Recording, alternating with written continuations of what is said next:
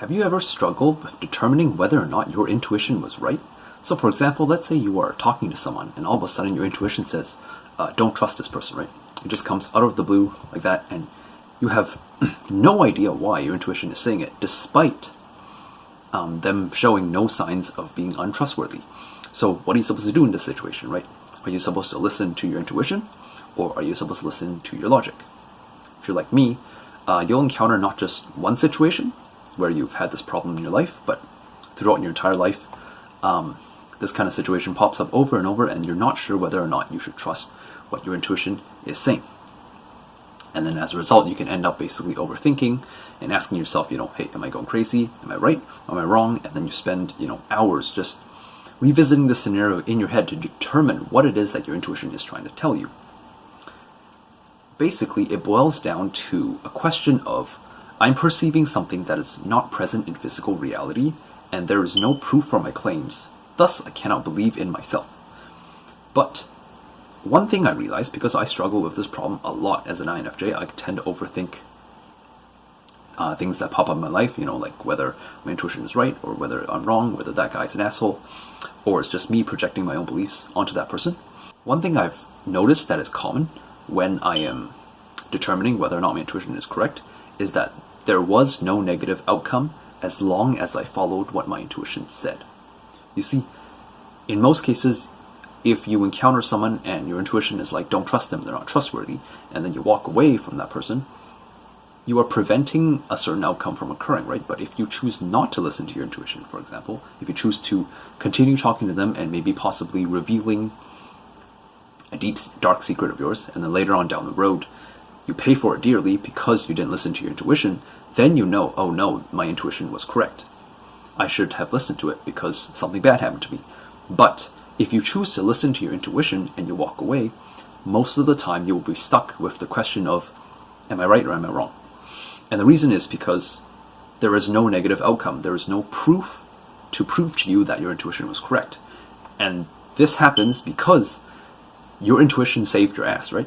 If your intuition didn't save you, then you would have encountered the negative event. But because you didn't, therefore, your intuition works properly. And so it is doing its job.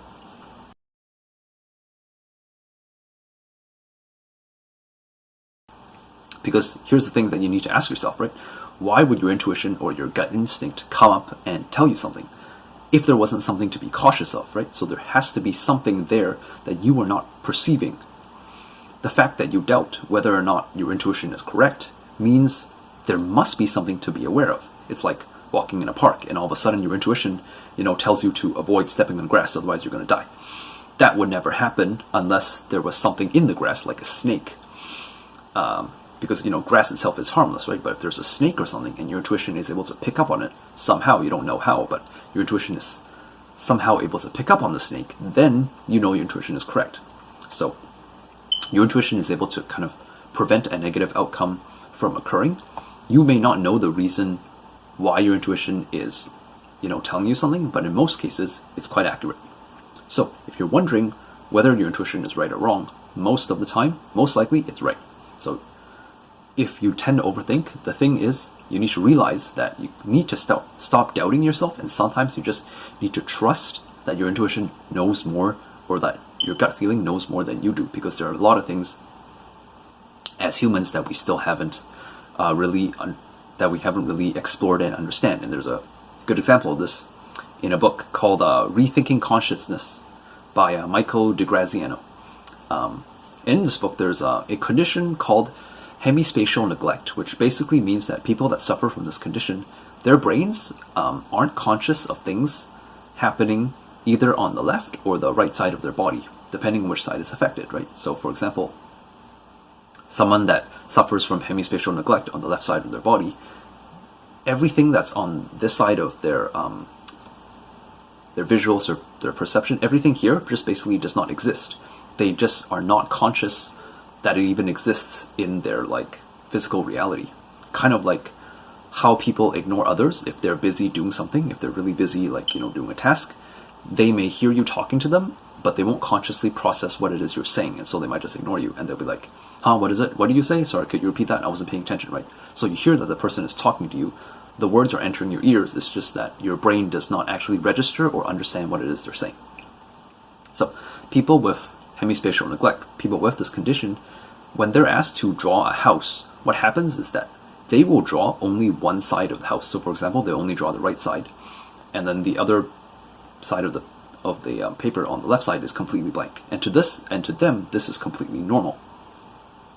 Because of this condition, if you're told to draw a clock, they will draw a whole circle, but then they'll fit in all the numbers from 12 all the way to 1 on the right-hand side, and they'll just cram it all in. So then, like, this side is all blank. And to them, it looks perfectly normal, but then to someone without this condition, it looks terribly crazy. And the most interesting part of this condition is something called the burning house test. So scientists got these participants to basically look at a picture of a house, and so the right side of the house is normal, it looks completely normal, whereas the left side is on fire. People that look at the house, they only see the right side, which looks normal, but then when they're asked how they feel about the picture, they say, I don't like this picture, something feels off, but I don't know what. Meaning, these people aren't consciously processing the flames on the house on this side, but are still somehow aware of it, despite their brain not processing the information. And so this kind of proves that there's still so much that science doesn't understand when it comes to the human body, intuition, gut feelings, your sixth sense, right, basically. There's still so much that we don't understand, and so we can't rule out our intuition or say that it is right or it is wrong, because there's still a lot of exploring that we haven't done. Which basically means that hemispatial neglect, it proves the possibility that there might be something else there. This means there's still so much that science doesn't know, and proves the possibility that we might have hemispatial neglect on some other part of our sense that we aren't even aware of. Because like these people who have, been through these tests, they're not even aware that there is a left side of the picture, right? So if they're not aware of it, how would they even know it exists? And so the same thing is true when it comes to our intuition and our gut feelings, right? We aren't aware that even exists, so how could we possibly even be conscious of the fact that we're missing out on something? So yeah, if you ever wondered whether or not you are crazy from your intuition, chances are you aren't, especially if you're an INFJ and you tend to overthink or run into situations where you're like, am I projecting my own beliefs onto this person, or is there something that I see or I can sense which I can't logically explain, right? Because INFJs can see into people's souls. Most of the time, it's not projection, it's probably you're picking up on something which you can't logically explain. This is why you shouldn't ever discount something like, a woman's intuition, because they're more developed in their senses and their emotions, and they're probably picking up on something you can't, right? Compared to males who aren't so in tune with their emotional side. And so their intuition is what allows them to, see a person's true nature, and they're able to sense things on a deeper level. It doesn't, and they can't really explain it, right? It's just, to them, it's just like a feeling. But then to, let's say, people who think more logically or rationally, they'll be like, that doesn't make any sense, you're crazy, woman. But yeah, it's not that they're crazy, it's just that they can't explain it, and it's just something that can't be explained yet using science, because, we're not even conscious of it yet. But then in the future, more and more studies may come up, and then we may actually have, physical evidence that we have a sixth sense, which is, known as intuition. So yeah, when you're in doubt, just realize there's more to life than we can currently understand, and that no, you are not crazy, especially if you're an INFJ. Hope you got value out of this video, and I'll see you next time. Hey you guys, hope you enjoyed that video. If you did, make sure to join our Discord community. The link is in the description, where I'm looking forward to having meaningful discussions with you and the other members in the Celestial Sage community. Also, if you'd like this INFJ to act as your personal one-on-one counselor to help you overcome any conflicts or traumas in your life and become the best version of yourself that you possibly can be, just DM me the word SAGE on Discord, and we'll take it from there. Alright, hope you enjoyed the video. See you in the Discord, and peace out.